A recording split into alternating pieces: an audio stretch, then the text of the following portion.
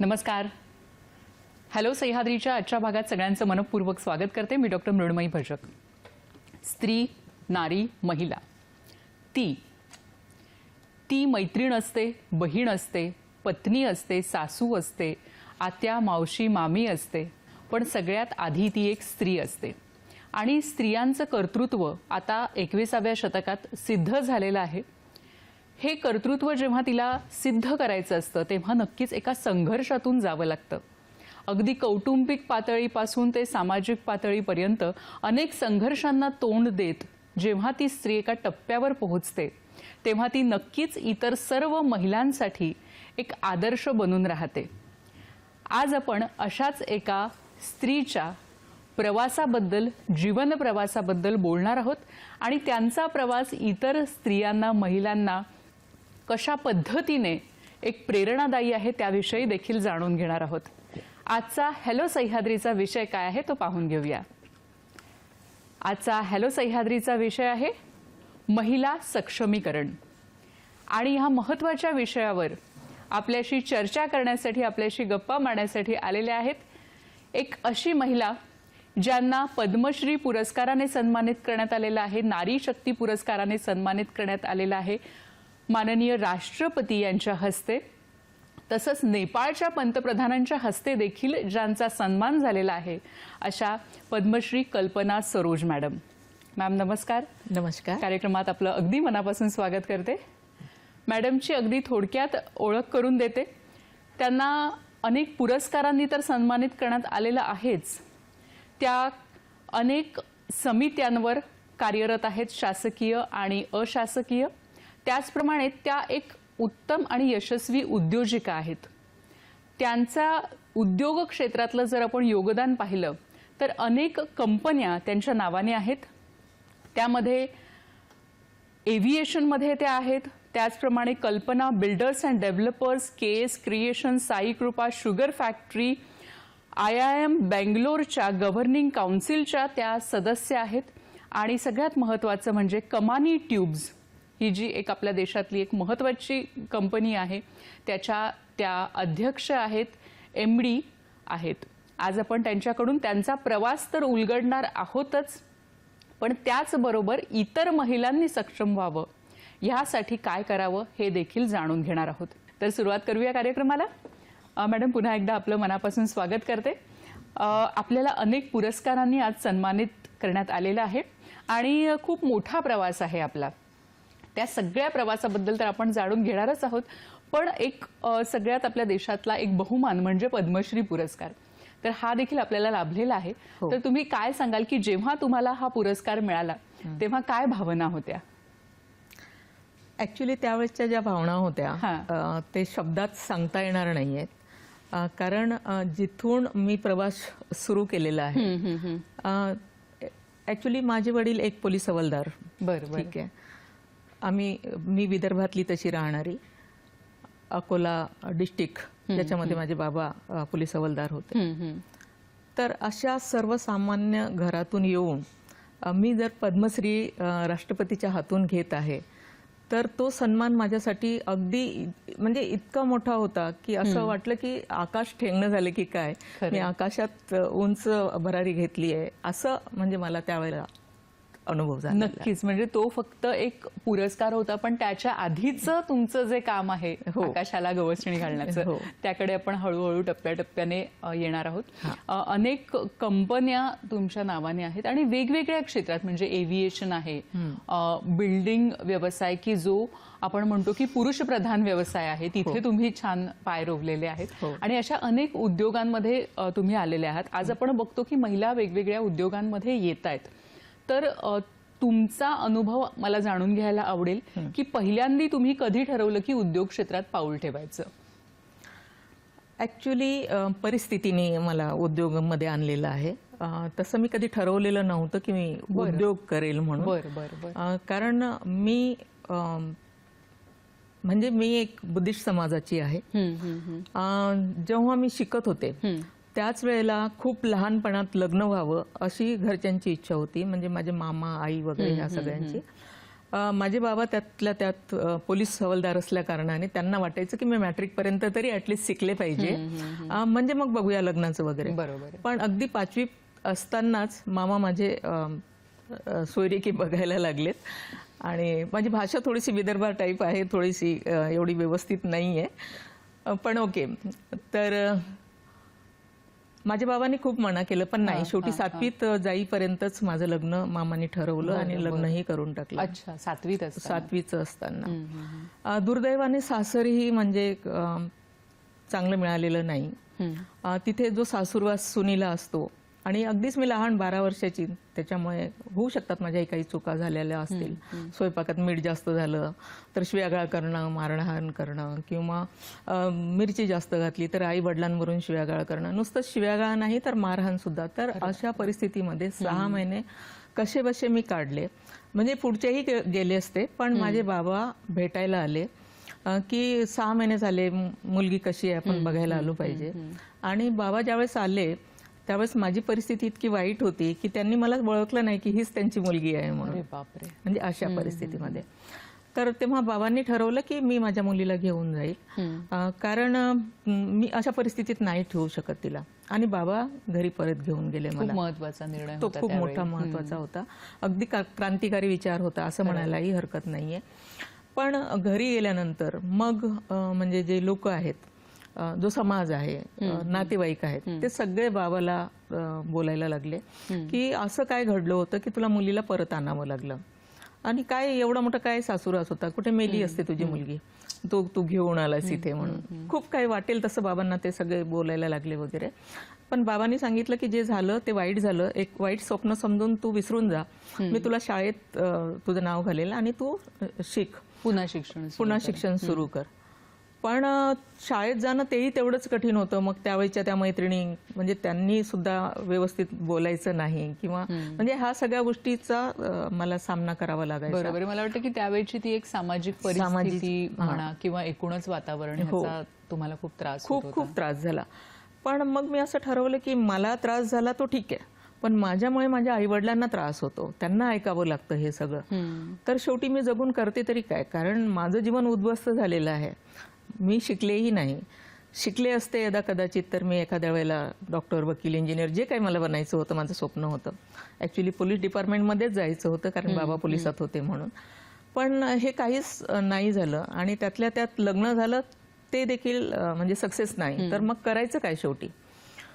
तर मी ठरवलं मरून गेलं पाहिजे त्यापेक्षा, पण हे जगायचं नाही. आणि मी गावाकडे त्यावेळेला खटमलांचं औषध मिळायचं, ते काहीतरी टिक-20 काहीतरी असं औषध होतं. तर मी ते 3 बाटल्या घेतल्या आणि म्हटलं एखादी पिलं आणि नाही मिली तर, म्हणून असा काही चान्स नको म्हणून 3 बाटल्या घेऊन. माझी आत्या एक राहत होती दुसरीकडे, कारण इथे आमच्या पोलीस क्वार्टरमध्ये सगळेच फॅमिली एकत्र ना, तर घर काही एवढं मोठं नाही की एखाद्या कोपऱ्यात जाऊन आपण ते काम करू शकू आपलं. म्हणून आत्याकडे गेले आणि तिथे जाऊन मी ते 3ही बाटल्या पिल्या. माझी आत्या म्हणाली काय ग, म्हटलं अगं माझं डोकं दुखते, तू जरा चहा करतेस का. तर आत्या चहा करायला गेली आणि मी पिऊन टाकल्या तेवढ्या 3ही बाटल्या.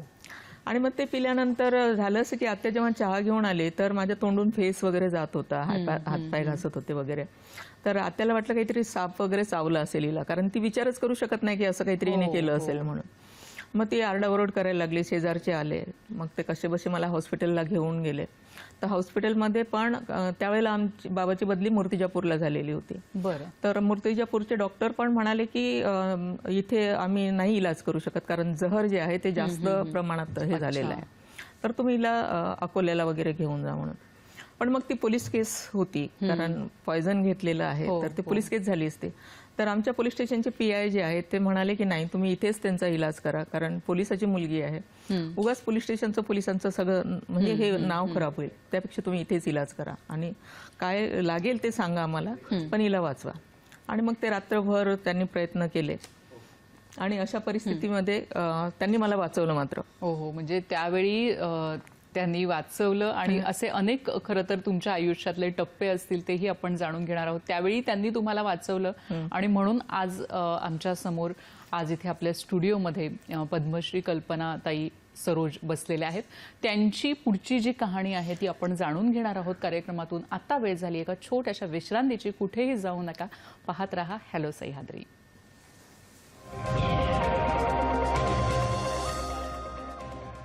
नमस्कार. विश्रांतीनंतर सगळ्यांचं पुन्हा एकदा मनापासून स्वागत करते. बऱ्याचदा म्हटलं जातं की महिलांना मान सन्मान द्या, त्यांचा आदर करा. पण असं सांगण्याऐवजी जेव्हा एखादी महिला स्वतः सक्षम होते, केवळ स्वतःच्या पायावर उभी राहत नाही तर इतर अनेक जणांना स्वतःच्या पायावर उभी करते, तेव्हा त्या महिलेप्रती आदर सन्मान हा आपोआपच दुणावतो. आज आपण गप्पा मारतोय, आज आपण चर्चा करतोय पद्मश्री पुरस्काराने सन्मानित कल्पनाताई सरोज यांच्याशी. मॅडम नमस्कार, पुन्हा एकदा स्वागत आपलं. आपण मघाशी आपली जी गोष्ट सांगितली की 7वीला असताना आपलं लग्न झालं, ते यशस्वी झालं नाही आणि त्यानंतर कुठेतरी सगळा समाजाचा जो एक नकारात्मकता असते ती तुमच्यावर आली, त्यातून आत्महत्येचा प्रयत्न केला जो सुदैवाने अयशस्वी झाला. तुम्ही उद्योगाकडे वळण्याचं काय कारण आहे, म्हणजे पुढे तुमचा प्रवास कसा झाला? मग त्यावेळेला बरीच लोक बघायला आले मला, पोलीस लाईनची पण सगळे पोलीसवाले, नातेवाईक सगळे म्हणायला लागले की पोरी तू हे काय केलं, तू मेली असतीस तर लोकांनी काय म्हटलं असतं की महादेवच्या पोरीने नक्कीच काहीतरी असं केलंय ज्याच्यामुळे हिने आत्महत्या केली. तर हे कुठेतरी मनाला खूप खोलवर रुतलंय की म्हणजे माझ्या जीवनाच्या दुःखाचं जी कुणाला काही म्हणजे त्याची जाणीव नाहीये. सासरी जो त्रास होता तो होता, माहेरी आल्यानंतर हा वेगळा त्रास आहे, समाजाचं वेगळं धोरण आहे. तर मग शेवटी काहीतरी करून मेल्यापेक्षा काहीतरी करून जगावं का नाही, वा, हा विचार मला त्यावेळेला आला. आणि मी ठरवलं की आजच्या नंतर म्हणजे रोज मला असं वाटायचं की मी मेली का नाही, म्हणजे रोज मी प्रार्थना करायची अगदी भगवंताला की मला मरण दे, कारण मला असलं जीवन नाही जगायचं. पण त्या दिवशी मी ठरवलं की आजच्या नंतर मात्र मरण हा शब्द कधीच उच्चारायचा सुद्धा नाही. आणि मग मी ठरवलं की मग मी नेमकं काय करणार आहे. त्याच्यानंतर मी शिक्षणाचाही प्रयत्न केला. मॅट्रिक पास नाही झाले, म्हणजे परीक्षा नाही देऊ शकले, कारण त्याच्या अगोदर मग मी प्रयत्न करत होते नोकरी कुठेतरी मिळते का म्हणून. तर मी सगळ्यात पहिले पोलीस डिपार्टमेंटमध्ये गेली. तिथे जाऊन ते सर्कल साहेब म्हणतात आमच्या तिकडे, तर त्यांना जाऊन भेटले की साहेब मला पोलिसात भरती करा. लेडीज पोलीसची भरती आमच्या तिकडे अकोल्याला सुरू झालेली होती ऍक्च्युली. तर म्हटलं मला लेडीज, तर ते म्हणाले की बेटा अजून तू लहान आहेस, असं कर तू SSC कर, त्याच्यानंतर तुला डायरेक्ट आम्ही PSI करू. ठीक आहे, म्हणजे अशी समजूत घालून त्यांनी मला पाठवलं. तर मी असे बरेच प्रयत्न केले, नर्ससाठी म्हणा किंवा इव्हन मी मिलिटरी जॉईन करण्यासाठी पण प्रयत्न केले की देशाच्या तरी कुठेतरी कामात येईल, पण कुठेही सक्सेस नाही झालं. मग शेवटी काय करणार, तर मग मी असं ठरवलं की आपण सिलाई शिकूया. अच्छा, ऍटलिस्ट आपण घरात बसून जरी ब्लाऊज शिवले तर एका ब्लाऊजचे 10 रुपये मिळतात, त्यावेळेला 10 रुपये मिळायचे, तर 2-3 ब्लाऊज आपण सहज शिवू शकू. तर अशा पद्धतीने आपण काम करायला सुरुवात करू. पण दुर्दैव असं की त्या काळामध्ये 2 किंवा 3 जोडीपेक्षा जास्त कपडे कोणी घालत नव्हतं, म्हणजे वर्षाला. ठीक आहे, म्हणजे अगदी फाटले तर त्याला थिगळ वगैरे लावून, म्हणजे इथपर्यंतची लोकांची हे होती की असे कपडे. तर माझं तेही म्हणजे हे पूर्ण झालं नाही की मी ब्लाऊज शिवेल म्हणून. मग आता नेमकं काय करायचं, करायला काहीच नव्हतं, नोकरी मिळत नाहीये, शेतात मला जाता येणार नाहीये. मग मी आईला सांगितलं की आई तुम्हाला ना मुंबईला पाठव. तर आई म्हणाले अगं तुला मुंबईला कसं काय पाठवणार, तुझे बाबा कसं काय तयार होतील. आता साहजिक आहे की आई वडील एका तरुण मुलीला कसं काय पाठवणार वगैरे. तर म्हटलं बघ, मी आधी पॉयझन पिलं होतं, तुम्ही लोकांनी मला वाचवलं, तर मी त्याच्यातून कशी बशी वाचले, परंतु आता मी ट्रेनच्या खाली जाणार सरळ. ठीक आहे, म्हणजे वाचण्याचा प्रश्नच उरत नाहीये. तर आई बाबांना म्हणाली की ही पोरगी झाली वेडी, असं करा हिला पाठवून द्या मुंबईला, कुठेही राहील, निदान जिवंत तर राहील. आणि मग त्यावेळेला मी इथे दादरला आले. पण एकट्या आलात? नाही, आई घेऊन आलेली आणि इथे माझे काका होते. ते काका होते पण त्यांना ना दिसत नव्हतं डोळ्यांनी, खूप कमी दिसायचं. त्याच्यामध्ये ते पापड वगैरे विकायचे आणि त्यांचा उदरनिर्वाह त्याच्यावर चालायचा. तर ते एका झोपडपट्टीमध्ये रोड मार्ग, तिथे एक झोपडपट्टी होती त्या काळामध्ये, तर तिथे ते राहत होते. बरं. तर म्हणतात ना, डुबते को तिनके का सहारा. तर मला असं वाटलं माझे काका तिथे आहेत, म्हणजे मुंबईमध्ये मला स्थान आहे, ऍटलिस्ट मी त्यांच्याकडे राहील, कोणीतरी आहे आहे आपल्या कोणीतरी आहे. नातेवाईक. हां. आणि मी त्यांच्याकडे आले. पण ते काकाला नाही आवडलं, कारण तिथे ती सगळी झोपडपट्टी, एक ही तरुण मुलगी, मी बाहेर जाणार, कुठे काय कमी जास्त झालं तर मग भावाला काय उत्तर देणार वगैरे वगैरे त्यांच्या डोक्यामध्ये असं सगळं होतं. तर त्यांचा एक मित्र होता दादर च्या ब्रिज खाली रेल्वे क्वार्टर होते, तर तिथे ते पापडाचा धंदा करत असत. बरं. तर तिथे एक रेल्वेमध्ये काम करणारे, म्हणजे रेल्वे ज्या बाहेरगावी जाणाऱ्या ट्रेन आहेत एक्सप्रेस वगैरे, तर त्याच्यावर ड्रायव्हर म्हणून एक होते गृहस्थ. तर ते त्यांचे चांगले मित्र होते, म्हणजे ते कधीही त्यांच्याकडे बसत उठत. तर त्यांनी सांगितलं की माझी मुलगी आलेली आहे गावावरून आणि मला तिथे ठेवणं कठीण आहे, तर तुमच्याकडे तुम्ही ठेवता का प्लीज तिला. तो म्हणाले ठीक है कोई बात नहीं है, मेरी 3 बेटी है, वैसे चौथी वो भी हो जाएगी. अच्छा. तो ठीक है लेकर आ जाओ. आणि मग मी त्या गुजराती फॅमिलीकडे राहायला लागले. ही साधारण कधीची गोष्ट आहे? ही म्हणजे 80च्या अगोदरचीच आहे. 80च्या अगोदरची. बरं बरं. आणि मग मी त्यांच्याकडे राहायला लागले. मग मी त्यांच्या घरातली सगळी कामं करायची, म्हणजे मुलगी म्हणून करायची, कर्तव्य म्हणून. त्यांनी बिचाऱ्यांनी कधी मला म्हटलं नाही की तू हे काम कर वगैरे वगैरे. पण मला असं वाटायचं की मी यांच्या घरात राहते, यांचं खाते, तर मग हे सगळं केलं पाहिजे. मग त्यांनी मला एक होजरी कंपनीमध्ये कामाला लावलं, लोअर परेलला. आणि मग त्या कंपनीमध्ये मी कामाला जेव्हा गेले तेव्हा मी घाबरून गेले होते, कारण मुलं मुली एकत्र काम करत होते आणि ते गावाकडे आपण पाहिलेलं नव्हतं. त्याच्यामुळे ते सगळं बघितल्यानंतर मला घाबरायला झालं. आणि चांगली मशीन म्हणजे सिलाई येत होती मला, चांगली कारीगर होती मी, पण मशीन माझ्याच्यानी चालेच ना तिथे, सगळ्या वातावरणामुळे भीती भरलेली. तर तो जो इंचार्ज होता तिथला, तो म्हणते तुम बोलती हो कारीगर है, तुमको तो मशीन चलाना भी नहीं आता, भागो यहाँ से, कोई काम नहीं है यहाँ पर. मी त्यांना हात जोडले की नाही, मी गावावरून आले कामासाठी, प्लीज मला तुम्ही हकलू नका, मला कुठलंही काम द्या, मी कुठलंही काम करेन. मग त्यांनी मला एक हेल्परचं काम दिलं, धागे कापण्याचं, जे कपडे शिवून निघतात त्याचे धागे कापायचं. म्हणे हे तरी येतं का तुला? म्हटलं हो, ते मी करेल. आणि तेव्हा ते 60 रुपये महिना, 2 रुपये रोज त्यावेळेला त्या कामाचा होता. 8 दिवस गेले आणि नंतर मग माझी भीती थोडी थोडी कमी झाली. आणि मग मी ठरवलं की म्हणजे मला मशीन येत नाही म्हणजे काय, विशेष झालं ना हे. तर हे मुलं मुली ज्यावेळेस टी टाइम, लंच टाइमला बाहेर जायचे, मी हळूच मशीनवर बसायचे, शिवायचे, तर मला यायला लागलं. मग मी त्यांना सांगितलं की मला तुम्ही ना मशीनवर कपडे द्या शिवायला, मी शिवेल. ते म्हणाले नाही, अभी 1 महिना तुमको उधरी काम करना है. मग 1 महिनाभर मी 60 रुपये रोजानीच महिन्यानीच काम केलं तिथे. 1 महिन्यानंतर त्यांनी मला मशीन दिली आणि मग ते अंगावरचे कपडे असायचे, 1 डझन, 2 डझन, 3 डझन, 1 डझन शिवले तर किती पैसे. तर पहिल्याच महिन्यामध्ये मी 250 रुपये मिळवले. म्हणजे मी एवढी चांगली कारीगर होते, त्याच्यामुळे मला ते सहज आलं. आणि मी पहिल्यांदा बघितले की 100 रुपये असे असतात म्हणून, कारण माझ्या आयुष्यामध्ये मला 100 रुपये बघण्याची पण म्हणजे कधी संधीच नव्हती ना. बाबाला 300 रुपये पगार येत होता, तो आईकडे जायचा, आम्हाला 50-60 पैसे जास्तीत जास्त, जास्तीत जास्त 1 रुपया, याच्यापेक्षा जास्त नाही ना. पण हे 100 रुपये मी कमवलेले आहेत, माझ्या कष्टाचे आहेत. तर मला खरंच खूप अभिमान वाटला त्याचा की हे माझे पैसे आहेत म्हणून. आता मला एक सांगा मॅडम, की अशा आपण म्हणतो ना की एक मजल दर मजल करत तुम्ही इथे आलात, त्यानंतरही अनेक घटना घडल्या असतील.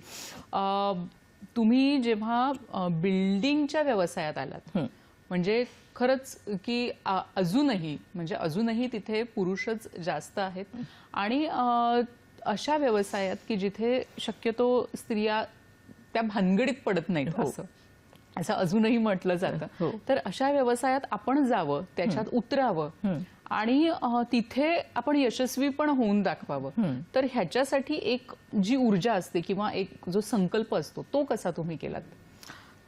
त्यालाही परिस्थितीच कारणीभूत आहे ऍक्च्युली. झालं असे की 2-2.5 वर्ष अशा पद्धतीचं मी काम केलं आणि त्या गुजराती फॅमिलीकडे मी ते पैसे नेऊन देत असे की तुम्ही हे घ्या, कारण मी तुमच्याकडे खाते. तर ते म्हणाले अजिबात नाही, आम्ही मुलींना देतो, मुलींकडून आम्ही घेत नाही कधी. तर मी जबरदस्ती दिले तरी सुद्धा त्यांनी ते पैसे माझे घ्यायचे आणि माझ्या पेटीमध्ये टाकून ठेवायचे. तर असे ते पैसे जमा झालेले. आणि त्याच पिरियडमध्ये माझ्या बाबांच्या नोकरीचा प्रॉब्लेम झाला आणि घरची मोठी मुलगी मीच पहिली मुलगी. तर मला असं वाटलं की हे माझे कर्तव्य आहेत, बाबाची नोकरी गेली तरी आपल्या बहीण भावांना, आपल्या आई वडिलांना आपणच सांभाळलं पाहिजे, दुसरं कोण सांभाळणार.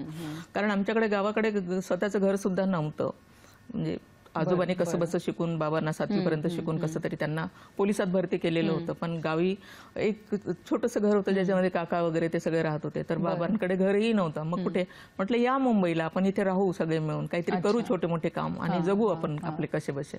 आणि मग कुटुंब तुमचं मुंबईला आलं. सगळं कुटुंब माझं मुंबईला आलं. आणि मग त्याच्यानंतर माझ्याकडे ते जमलेले पैसे, त्या गुजराती फॅमिलीने सगळे ते पैसे माझ्याकडे दिले. तर ते चांगल्या 5-6 हजार ते जमा झालेले होते.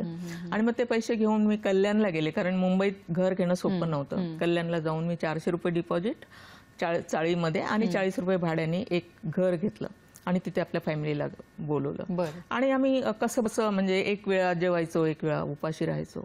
कधी भाजी असायची, कधी चहाबरोबर पोळी खायचं, म्हणजे असं सगळं जीवन चाललेलं होतं. पण आम्ही खुश होतो की सगळी फॅमिली एकत्र आहेत, आपल्या कष्टाचं खातं वगैरे वगैरे. पण त्याच पिरियडमध्ये माझी बहीण आजारी पडली, खूप आजारी पडली, म्हणजे माझ्यापेक्षा लहान. तिला नेमके 2000 रुपये ट्रीटमेंटसाठी हवे असं डॉक्टरांनी मला सांगितलं. पण माझ्याकडे, आम्ही कसं जगतो हे आम्हाला माहिती, ते 2000 रुपये आणायचे कुठून. आणि माझी बहीण बघता बघता मरण पावली. आणि मरताना तिच्या डोळ्यामध्ये एक जगण्याची आशा होती, तिचं नावही आशाच होतं. आणि ती मला म्हणते की ताई कसंही करून मला वाचव ग, मला मरायचं नाहीये. आणि मग ते मला इतकं मनाला लागलं की माझी बहीण माझ्या डोळ्यासमोर मरते आहे, पण मी तिला वाचवू शकत नाही कारण माझ्याकडे पैसे नाहीयेत. तर असाच प्रसंग पुढे कधी आला, माझे आई वडील, दुसरे बहीण भाऊ यांच्यासाठी आला, तर मी काय करायचं. म्हणजे आपल्याला पैसे कमावणं हे किती गरजेचं आहे, पैसा असणं किती गरजेचं आहे. हे असं जीवन जगून नाही चालणार की ठीक आहे सकाळी जेवलो, संध्याकाळी जेवलो, कामाला गेलो, कामावरून आलो, हे जीवन नाहीये. आपल्याला पैसे हवेत, कारण पैसे असेल तर दुसऱ्या कोणाला मी मरू देणार नाही. आणि मग मी ठरवलं की आणखीन दुसरं काहीतरी आपण केलं पाहिजे. मी 50,000चं लोन घेतलं. अच्छा, ठीक आहे. कारण मला बुटीक म्हणजे ह्या कामामध्ये मला येतच होतं, सिलाईचं काम वगैरे. तर आपण 2-4 मशीनी टाकूया आणि आपलं काम आपण करूया म्हणून मी लोन घेतलं 50,000चं. आणि 50,000चं लोन घेऊन, म्हणजे तोही इतकं सोपं नाही भेटलं जसं मी सांगते, कारण ते पेपर वर्क करायला 1.5-2 वर्ष, कारण आपल्याला माहिती नसतं नेमकं कुठले पेपर लागणार आहेत, काय होणार आहे. पण ते मी केलं. आणि ते केल्यानंतर जेव्हा लोन मिळाल्यानंतर मी मशिनी घेतल्या, एक भाड्याने दुकान घेतलं आणि त्याच्यामध्ये मी व्यवसाय सुरू केला.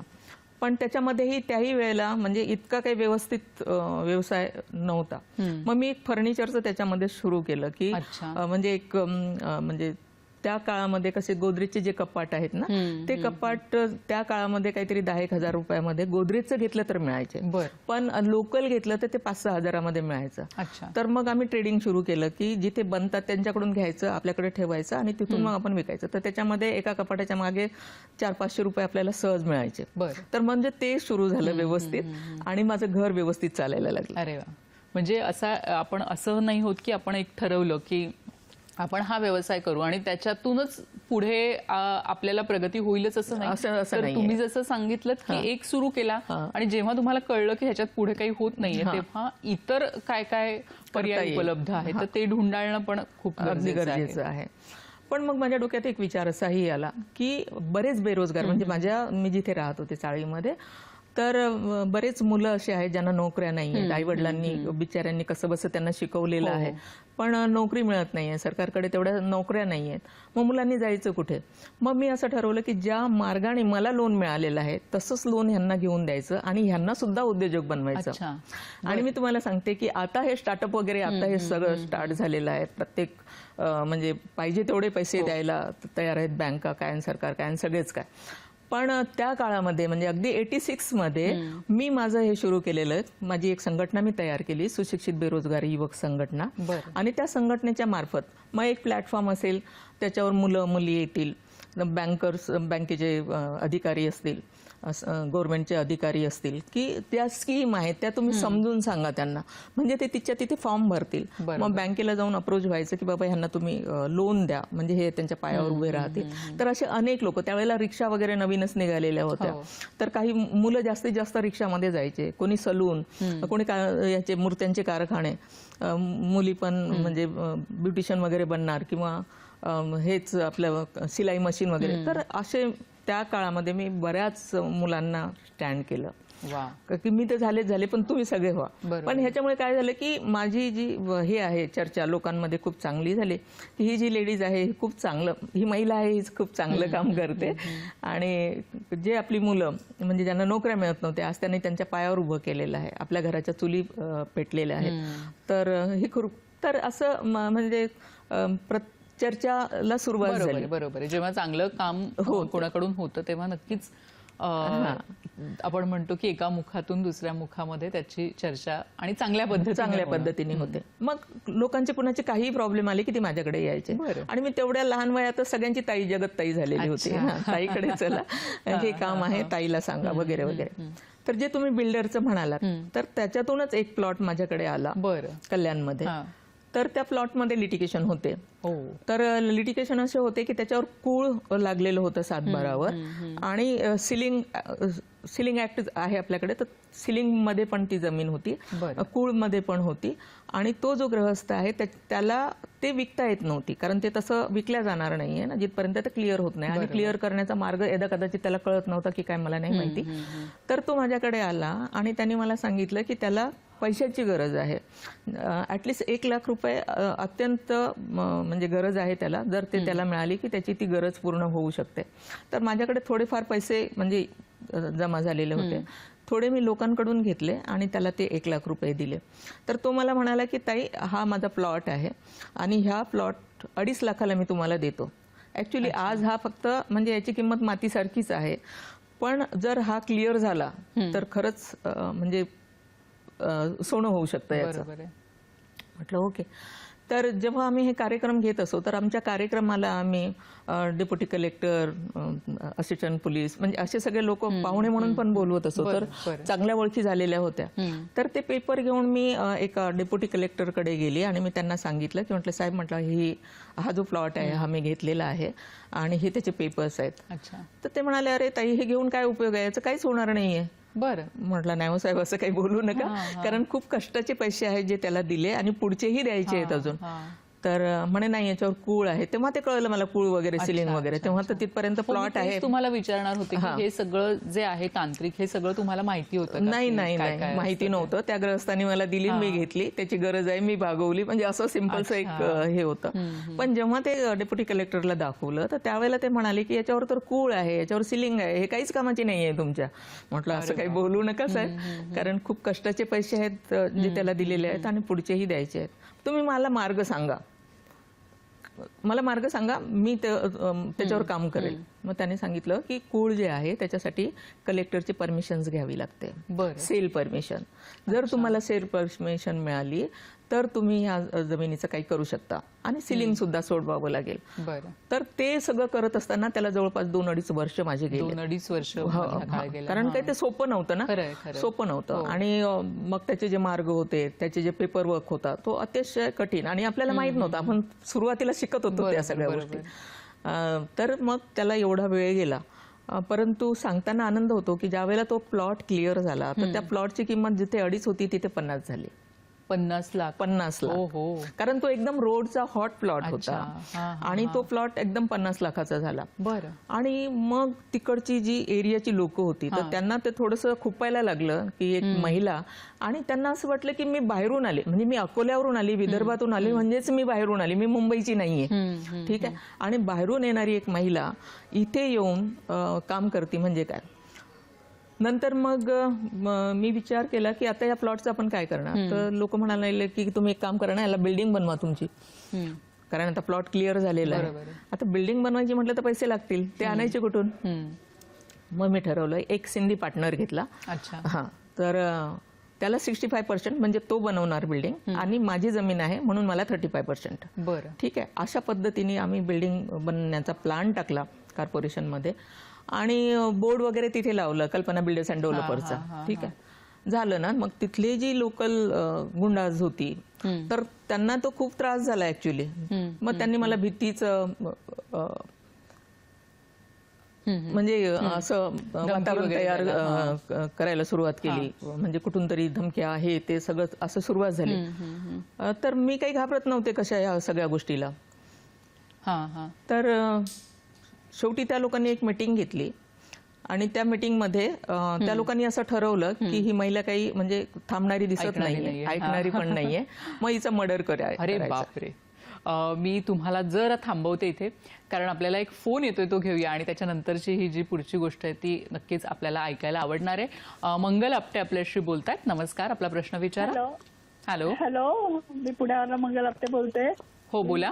छोटे छोटे उद्योग करायचे असतील तर ते उद्योग करताना घरात न करायचे असले किंवा बाहेर न करायचे असले, किंवा छोटे भाऊ कोणी लाडूचा बिझनेस करेल किंवा कोणी वधू सूचक चालवेल, तर ते छोटे उद्योग करताना त्याचं मार्गदर्शन तुम्ही कसं कराल?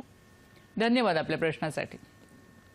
मॅडम, आपल्याला प्रश्न कळलेला आहे की छोटे उद्योग सुरू करायचे आहेत. अनेक महिला असतात की ज्यांना घरातून करायचंय, बाबा बाहेर जाऊन कुठे जागा घ्यायची नाही किंवा खूप जास्त गुंतवणूक करायची नाहीये, घरातूनच करायचं, तर त्याबद्दल तुम्ही काय मार्गदर्शन कराल, हे उत्तर द्या. ते तर आणखीन सोपं आहे घरातून करायचं. म्हणजे जास्त मेहनत पण नाहीये, पैसे पण जास्त लागणार नाहीये, थोडे पैसे आहेत, पण मेहनत खूप जास्त लागणार आहे. मेहनत नाही असं नाही म्हणणार आहे मी, ते चुकीचं झालंय. मेहनत करावी लागेल, एक जिद्द आणि चिकाटी ठेवावी लागेल की नाही, मला आज मी घरातून केलेलं आहे, उद्या मला शॉप घ्यायचा आहे आणि माझ्या या उद्योगाला मला मोठं करायचं आहे. आणि खूप सोपं आहे, कारण काय की आज बँका तुम्हाला पैसे देतात. जर घरातून नसतील तर बँका सुद्धा तुम्हाला पैसे देतात. छोट्या उद्योगासाठी छोटे पैसे लागतात, खूप जास्तीची गरज नाहीये. आणि ते छोटे पैसे तुम्ही जमवू शकता आणि तुम्ही ते सहज करू शकता. फक्त त्याच्यासाठी जे लागते तो जज्बा लागतो एक, की बस मैं करूंगी और कहीं पोहोचूंगी. क्या बात आहे. तर जरी त्यांनी सांगितलं की छोटे उद्योग सुरू करायचे आहेत, तरी मॅडमनी जो मुद्दा सांगितला की जरी आज छोटा तो उद्योग असला तरी जर तुमच्या मनामध्ये ती एक उत्सुकता हवी किंवा तो एक निश्चय हवा की आज जरी हा छोटा उद्योग असेल तरी उद्या मला तो खूप मोठा करायचा आहे. ह्याबद्दल आणखी बोलणार आहोत, महिला सक्षमीकरणाबद्दल बोलणार आहोत. आणि ज्या एका महत्त्वाच्या टप्प्याला आपण मॅडमची गोष्ट ती जराशी थांबवलेली आहे ती देखील आपण जाणून घेणार आहोत विश्रांतीनंतर. आता वेळ झाली आहे एका छोट्याशा विश्रांतीची. कुठेही जाऊ नका, पाहत रहा हॅलो सह्याद्री.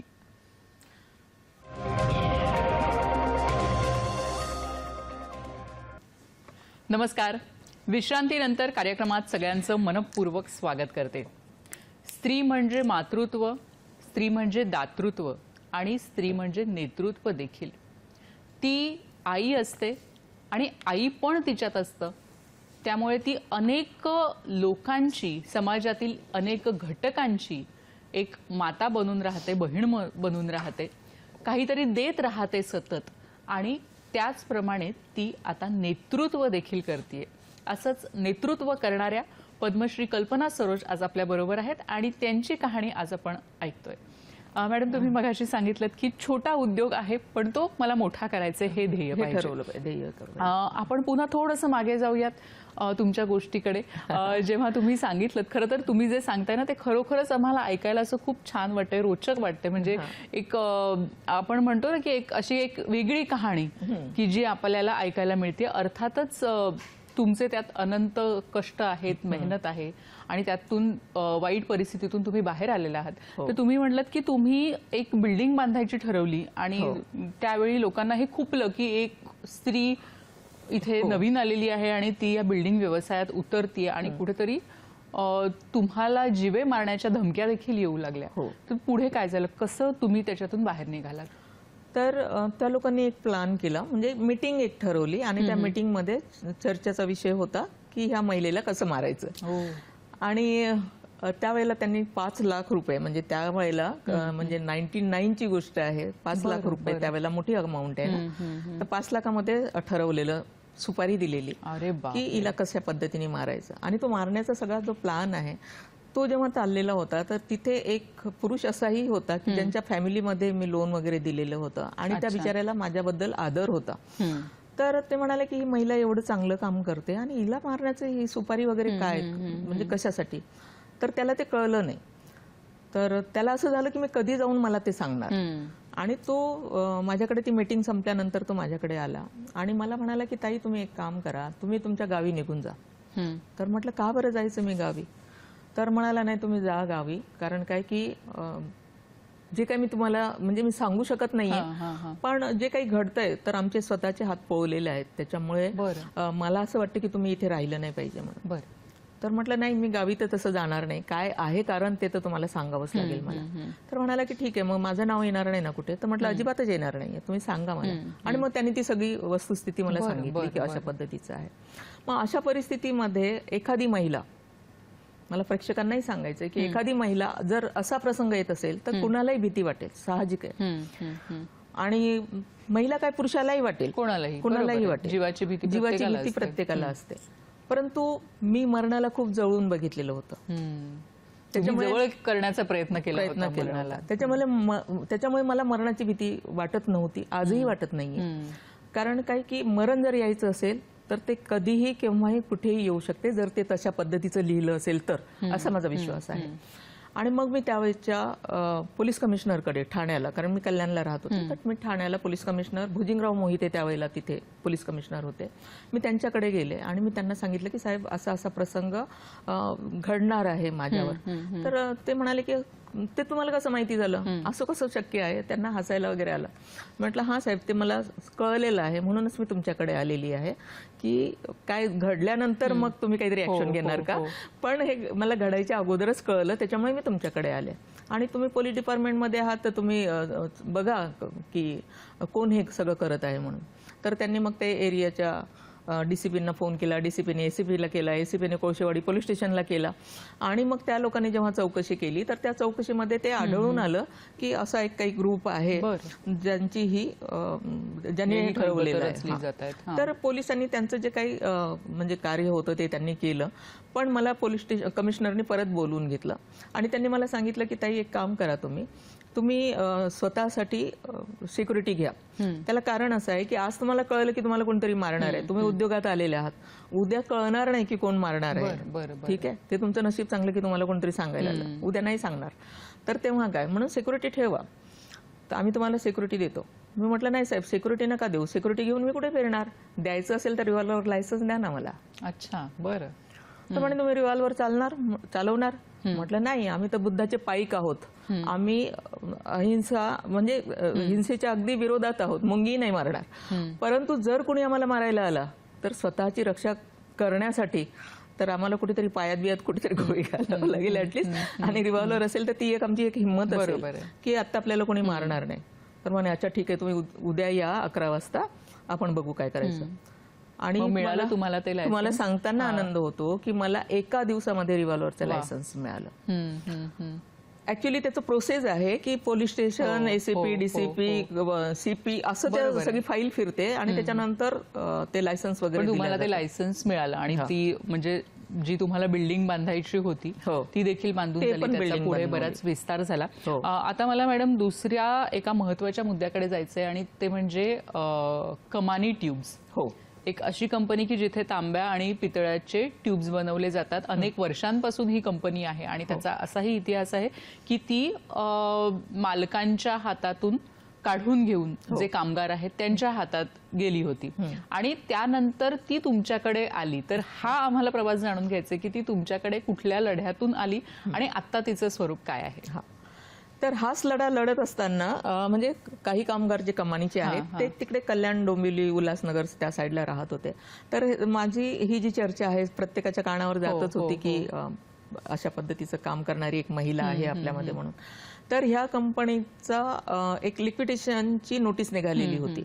ऍक्च्युली ही कंपनी जी आहे तर याच्या ह्या 3 कंपन्या होत्या, कमानी मेटल्स, कमानी इंजिनिअरिंग आणि कमानी ट्यूब्स, जी आपण टेकओव्हर केलेली आहे. तर अशा 3 कंपन्यापैकी 2 कंपन्या ऑलरेडी, एक हर्ष गोयंकाने घेतली कमानी इंजिनिअरिंग म्हणून लिक्विडेशन मधून, आणि एक जी आहे कमानी मेटल्स ती हायकोर्टा थ्रू निलाव झाली.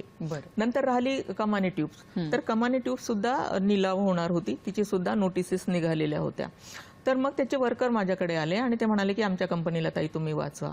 तर माझ्यासाठी मोठा प्रश्न होता की एक इंडस्ट्री, म्हणजे हे जे काही कामं आहेत ते ओके ठीक आहे मी करतेय, पण एक इंडस्ट्री चालवणं हे माझ्यासाठी म्हणजे खूप कठीण गोष्ट होती आणि मी त्याचा विचारही कधी करू शकत नव्हते आणि केलाही नाही. माझ्या फॅमिलीमध्ये कोणी इंडस्ट्री मध्ये काम करणारा सुद्धा नाहीये. ठीक आहे, तर अशा परिस्थितीमध्ये ही लोक मला सांगायला लागली. तर मग जेव्हा ते सांगत होते तर तेव्हा हे म्हणत होते की आमचा मालक खूप चांगला होता ॲक्च्युली, 100% बोनस देणारा आमचा मालक आज मालक नसल्यामुळे आमची परिस्थिती इतकी वाईट आहे की आज 99 वर्कर्स आमचे उपाशी म्हणजे उपाशीपोटी मेलेले आहेत, जे अन्न खायला मिळालं नाही, औषधाच्या म्हणजे औषधं त्यांना मिळालेले नाहीत, आणि कित्येक असे लोक आहेत जे बस स्टॉपवर भीक वगैरे मागतात. म्हणजे अशी वाईट परिस्थिती त्यांची झालेली आहे. तर ह्या गोष्टी ज्या आहेत त्या खूप मनाला अशा लागल्यात, कारण मी भुकेलाही जळून पाहिलेलं होतं.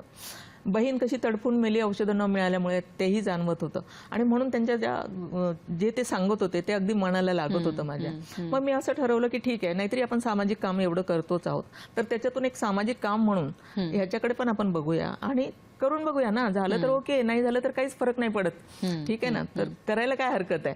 आणि मग असं मी ठरवलं आणि मी त्यांना सांगितलं की ओके ठीक आहे, मी बघते, प्रयत्न करते. तर मग आम्ही एक 10 लोकांची एक टीम मी तयार केली. त्या 10 लोकांच्या टीम मध्ये जे म्हणजे आपल्याला फंड टाकू शकतील असे, किंवा जे मार्केटिंग बघतील असे, म्हणजे अशा टाईपचं एक 10 लोकांची एक टीम तयार केली. आणि आम्ही एक स्कीम तयार केली की कशा पद्धतीने आपण ह्या कंपनीमध्ये जर पुढे जायचं झालं तर कसं जाणार म्हणून. तर तिथे बोर्डाची मीटिंग होती, आणि त्या बोर्डच्या मीटिंग मध्ये कारण कंपनी अजूनही कोर्टाच्या अधीन होती, कारण सुप्रीम कोर्टाचा हा निर्णय होता कंपनीमध्ये ऍक्च्युली. कारण काय की वर्कर मालक झालेला होता आणि मालकाला बाजूला केलेलं होतं, पण तरी सुद्धा कोर्टाच्या देखरेखमध्ये कंपनी होती. तर IDBI ऑपरेटिंग एजन्सी होती. तर IDBIचा डायरेक्टर, कोर्टाचे डायरेक्टर, बँकांनी जे काही यांना पैसे दिलेले होते, लॅबिलिटी होती बँकांची, त्यांचे सगळे डायरेक्टर. तर असं एक बोर्ड तिथे बसलेलं होतं, आणि त्यांच्या समोर ही लोक मला घेऊन गेले की ह्या मॅडम आहेत आणि ह्या टेकवर करणार आहेत कंपनी म्हणून. मग त्यांनी मला बरेच प्रश्न विचारले, बऱ्याच प्रश्नांची मी त्यांना उत्तरं दिले, आणि त्यांना कदाचित पटले असतील, आणि त्यांनी मला सांगितलं की ओके ठीक आहे, जर तुम्हाला कंपनी टेकवर करायची असेल तर हरकत नाहीये, पण मी तुम्हाला आत्ताही सांगतो की तुम्हाला डे टू डेचे कामं बघावे लागतील. डे टू डेचे कामं बघायचे म्हणजे काय करायचं, त्याच्यामध्ये पैसे ओतायचे आहेत. म्हणजे कंपनीमध्ये 140 लिटिगेशनच्या केसेस आहेत, 116 करोड रुपयाचं कर्ज आहे. 2000 साली मी जेव्हा गेले होते कंपनीमध्ये. आणि आज काय परिस्थिती आहे? आज तर परिस्थिती चांगलीच आहे. थोडक्यात थोडं तिथपर्यंत जाऊया आपण, लवकरच सांगते. तर अशी परिस्थिती असताना, आणि 2 युनियन आहेत, ठीक आहे. आणि तर अशी परिस्थिती असताना तर तुम्ही जर डे टू डेचे कामं करणार म्हणजेच पैसे टाकावे लागतील, वर्करांना पैसे द्यावे लागतील, म्हणजे पगाराच्या स्वरूपामध्ये. भले तुम्ही अर्धा पगार द्या किंवा त्यांचं घर चालेल असं जे काही करता येत असेल तुम्हाला ते, आणि कोर्टामध्ये वकील द्यावे लागतील, मॅनेजमेंटमध्ये लोक बसवावे लागतील. म्हणजे हा जो खर्च, आणि आधी तर तुम्हाला 2.5 करोड रुपये तुम्हाला बँकेमध्ये IDBI मध्ये जमा करावे लागतील, याच्यासाठी की आपली काय स्ट्रेंथ आहे, आपण करू शकतो किंवा नाही, हे सगळं त्यांना बघायचं पण होतं. तर ठीक आहे म्हटलं, 25 लाख मी आत्ता देते आणि नंतरचे बाकी नंतर देते, कारण लगेच 2.5 करोड कोणाकडे असतात, तर मी असे तुम्हाला देते. तर ते म्हणाले की ओके. आणि पण तरी देखील तुम्हाला ही कंपनी मिळेलच अशी आम्ही शाश्वती देत नाही आहोत, कारण हे सगळं कोर्टाच्या अधीन आहे. कोर्टाने ठरवलं तर तुम्हाला ही कंपनी मिळेल, नाहीतर तुम्ही देखील अनस्वीकार क्रेडिटरच्या लाईनमध्ये उभे असाल. तुम्हाला म्हणजे हे जमेल का? तर म्हटलं हो चालेल, कारण मी ठरवूनच गेले होते की आपल्याला करायचं आहे, म्हणजे आपल्याला करायचं आहे. तर मी हो म्हणून त्यांना सांगितलं, आणि मग त्यांनी 2000 साली मला ॲज ए प्रेसिडेंट नियुक्त केलं. मन्नन गोरे एक माझे सहकारी, त्यांना CEO म्हणून नियुक्त केलं, आणि मग आम्ही ते कामाला सुरुवात केली. तर 2000 सालापासून ते 2006 पर्यंत आम्ही त्याच्यामध्ये काम करत होतो. पण झालं असं की आम्हाला डीपली अभ्यास करायला मिळाला त्याच्यामध्ये की नेमकं काय आहे याच्यामध्ये, ठीक आहे ना. तर कंपनी सिक होती, कंपनीमध्ये काहीच नव्हतं म्हणजे. तर कुर्ल्यामध्ये आपली फॅक्टरी होती, तर तिथे कुणी वॉचमॅन नाही, कोण नाही, त्याच्यामुळे मशीनचे पार्ट सगळे चोरीला जात होते, आणि तिथे वॉचमॅन ठेवणं, कोर्टामध्ये वकील देणं, तर ह्या सगळ्या गोष्टी चालत होत्या. तर 2000 पासून 2006 पर्यंत दिल्लीला पण BFR कोर्टामध्ये हेरिंग वगैरे चालत होत्या, आणि आम्ही त्या हेरिंगला जायचो वगैरे, आणि बऱ्याच गोष्टी आम्हाला क्लिअर करता आल्या. तर 116 करोडचं कर्ज झालं कसं, हा एक मोठा प्रश्न होता, आणि ते द्यायचं कसं, तो त्याहीपेक्षा मोठा प्रश्न होता. ठीक आहे, आपण तर हो म्हणून सांगितलं, आपण कामालाही लागलो, कामही करतो, पण हे कर्ज तर द्यायचं आहे ना शेवटी, तर ते करायचं कसं? तर हे कसंही करून कमी झालं पाहिजे, हा त्याच्या मागे आम्ही त्याच्या मागे काम करायला सुरुवात केली. तर माझ्या बोर्डवर एक रिझर्व्ह बँकेचे डायरेक्टर पण होते, पाटकर म्हणून. मग त्यांनी सांगितलं की आपण बँकांकडे जाऊया, त्यांना आपण रिक्वेस्ट करूया की तुम्ही हे पॅनल्टी इंटरेस्ट काहीतरी माफ करा म्हणून. तर माझ्या डोक्यात असं आलं की पॅनल्टी इंटरेस्ट बँका करतात नाही करत माहीत नाहीये, पण बँकिंगचे जे हेड आहेत ह्याच्यामधले गव्हर्नमेंटमधले, तर त्यांच्याकडे कुणाकडे तरी जाऊया का आपण, ते काही करू शकतील का आपल्याकडे. तर आम्ही असं करून त्याच्यामध्ये जे इंटरेस्ट आणि पेनल्टी आहेत ते माफ करण्याची प्रयत्न केले. आणि तुम्हाला मी सांगते की इंटरेस्ट आणि पेनल्टी माफ झाली. IDBIमध्ये आमची मीटिंग झाली आणि IDBIच्याच त्या टेबलवर त्या लोकांनी सांगितलं की आमचे पैसे जर तुम्ही 1 वर्षात देत असाल तर आम्ही पेनल्टी आणि इंटरेस्ट तुम्हाला माफ करतो, नाहीतर आम्ही नाही करणार. आता मी असं ठरवलं की 1 वर्ष आपल्याकडे आहे. आज जर आपण नाही म्हणून सांगितलं तर विषय आजच संपून जातो. पण 1 वर्ष आहे आपल्याकडे, 1 वर्षात बघूया ना, आपण प्रयत्न करूया. आणि मी त्यांना सांगितलं की ठीक आहे, मी तुम्हाला 1 वर्षात देईल. आणि आमचा OTS यातले खूप तुम्ही महत्त्वाचा पॉइंट आहे, अतिशय बारकावे सांगताय. आणि खरं सांगायचं झालं तर तुमचं जे इतर काम आहे, म्हणजे आम्हाला वेळेअभावी आपल्याला थोडंसं पुढे जावं लागतं की ह्या कंपनीची म्हणजे परिस्थिती आज काय आहे आणि याशिवाय कल्पना सरोज फाउंडेशनचं काम काय आहे हे देखील आम्हाला जाणून घ्यायचं आहे. तर आज या कंपनीची परिस्थिती अत्यंत चांगली आहे. सगळ्या 140 लिटिगेशनच्या केसेस मी जिंकलेली आहे. सांगताना आनंदच होतो, कारण एक केस सुटत नाही कुणाच्याने. पण मी एवढ्या मोठ्या केसेस ज्याच्यामध्ये रफिक दादासारखे लॉयर अपोजिटवाल्यांचे असतील, म्हणजे असे लॉयर असताना सुद्धा मी सगळ्या केसेस जिंकत गेली. हायकोर्ट इथे single bench double bench, Mumbai, Bangalore high court तिथे पण single bench double bench, session court, supreme court, म्हणजे इथून इथपर्यंतचा हा असा जो प्रवास होता अगदी तारावरची कसरत होती. आणि त्या सगळ्या केसेस मी जिंकले. आणि कोर्टाने मला सांगितलं की ठीक आहे, 2006 मध्ये कोर्टाने जरी मला कंपनी दिली असली तरी त्यांनी परत मला एक असं सांगितलं की 2011 पर्यंत तुम्ही या सगळ्यामधून बाहेर निघालं पाहिजे. आणि बाहेर निघालं पाहिजे म्हणजे काय केलं पाहिजे, सगळ्यात पहिले तुम्ही फॅक्टरी सुरू केली पाहिजे, वर्करांना रोजगार दिला पाहिजे. ठीक आहे, कारण ते सगळ्यात महत्वाचं आहे. बरोबर आहे. आणि म्हणून मग मी कुर्ल्यावरून फॅक्टरी वाड्याला घेऊन गेली. वाड्याला मी 2009 मध्ये कंपनी सुरू केली. आणि 2011 मध्ये आम्ही जेव्हा जिथे 0 होतो तिथे आम्ही याच्यामध्ये आलो, प्रॉफिटमध्ये आलो. आणि मग प्रॉफिटमध्ये तेव्हा आलो. आणि मग हळूहळू कारण म्हणजे थोडंसं, कारण कर्ज जितकं होतं ते सगळं पण द्यायचं होतं आम्हाला. बरोबर, म्हणजे कर्ज होतं, अनेक केसेस होत्या. आणि तुम्ही म्हणालात की शून्यापासून नाही तर शून्याच्या पण खालीपासून तुम्ही सुरुवात केलेली आहे आणि पुढे पोहोचलेला आहेत. मॅडम, आज अनेक महिला आहेत की ज्यांना काहीतरी करावंसं वाटतं, पण अनेक अडचणी आहेत समोर. म्हणजे अगदी कौटुंबिक पातळीवर अडचणी आहेत, अगदी हाणामारी जरी होत नसेल तरी एक मानसिक कुठेतरी दडपण असतं, दबाव असतो, समाजाची काही बंधनं आहेत. तर तुम्ही ह्या सगळ्या स्त्रियांना काय सांगाल की ह्या सगळ्या ज्या नकारात्मक गोष्टी आहेत की त्याच्यातून तुम्ही जशा बाहेर आलात तसं कशा पद्धतीने ह्यांनी बाहेर यावं आणि एक स्वतःला सक्षम बनवावं? हो, आणि म्हणूनच मी ते सांगत आहे की माझ्या बाबतीत जर तुम्ही विचार केला तर तुम्ही विचार करा, मी कुठे MBA झालेली नाही, पण आज बिझनेसमध्ये टॉपर आहे. पण आज तुम्ही IIMच्या बोर्डवर पण आहे. 4 वर्षचा होता, दुसरा पिरियड पण त्यांनी मला वाढवून दिला. दुसरे 4 वर्षामध्ये पण मी आता आहे. आणि अशा अनेक बोर्डवर मी आहे. तर सांगण्याचं तात्पर्य असं आहे की महिलांनी स्वतः ठरवलं पाहिजे की त्यांना नेमकं करायचं काय, जायचं कुठे. कारण त्यांचा स्वतःचा निश्चय जो असेल तोच त्यांना त्या मार्गावर घेऊन जाणार आहे. आपण शेवटी मार्ग दाखवणार, चालायचं त्यांनाच आहे. निश्चयाबद्दल मला विचारायचं, बऱ्याचदा असं होतं की आज निश्चय केला आणि तो 2 दिवसांनी ढासळला, असं बऱ्याचदा होतं. तर त्यासाठी काय करायचं? ढासळूच द्यायचं नाही. मी तेच सांगते तुम्हाला की जर एखाद्या महिलेवर जीव घेणे प्रसंग येतात तरी सुद्धा ती माघार घेत नाहीये, तर तुम्ही थोड्याशा प्रसंगाला माघार घेऊ कसे शकता? तर त्याच्यासाठी तुम्हाला हिमतीने पुढे जावं लागेल ना, की नाही मला हे करायचं आहे. जर जिथपर्यंत तुम्ही ही तुमची आतमधली जी आत्मशक्ती आहे ती तुम्ही दर्शवली नाही तर तुम्ही काहीच करू शकणार नाही. मग तर तुम्ही स्वयंपाक करताना पण मला माझा हात जळला. मग छोट्या छोट्या गोष्टीमध्ये पण तुम्ही नकारात्मक सगळ्या गोष्टी असतातच, नाही असं नाही. आणि राहिलं घर, तर घरच्या सगळ्या जे लोक असतात तर काही ठिकाणी लोक घरची लोक पाठिंबा देतात, काही लोक नाही देत, पण त्यांना सुद्धा समजून सांगणं की बाबा जे काही मी करणार आहे ते घर परिवारासाठीच होणार आहे, मुलांसाठीच होणार आहे.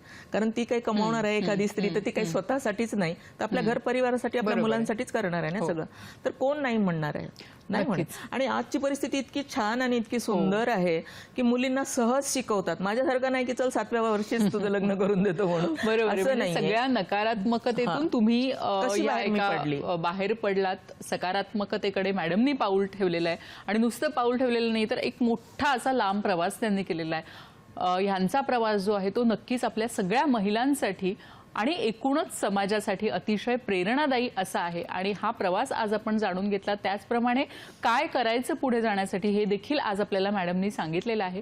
अतिशय एक वेगळी माहिती आपल्याला मिळालेली आहे. तुमची जी कहाणी होती ती पण खूप आमच्या सगळ्यांसाठी ऊर्जादायक होती. तर सगळ्यांना आपला कार्यक्रम पाहणाऱ्या सगळ्यांना अशीच ऊर्जा लाभो, उत्साह लाभो आणि सगळ्यात महत्त्वाचं त्यांनी सांगितलं तसं एका निश्चयाने आपण पुढे मार्गक्रमण करूया.